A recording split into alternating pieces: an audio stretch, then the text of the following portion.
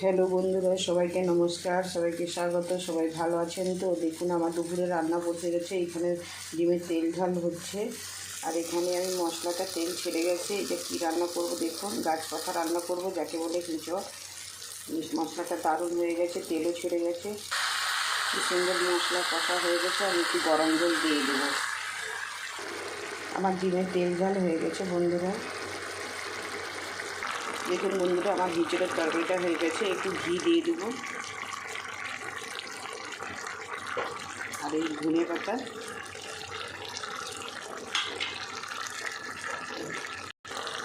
আর এই হিঁচড়ের তরকারি খেতে সবাই আমাদের ভালোবাসে। আপনারা কে কে খেতে ভালোবাসে কমেন্ট করবেন বন্ধুরা। দেখুন বন্ধুরা, এখানে আমার লাউ শাকের পোস্ত হয়ে গেছে। বন্ধুরা, যে যেখান থেকে দেখছেন ফলো করবেন, ইউটিউব থেকে যারা দেখছেন সাবস্ক্রাইব করবেন। বন্ধুরা ভালো থাকুন, সুস্থ থাকুন, টাটা।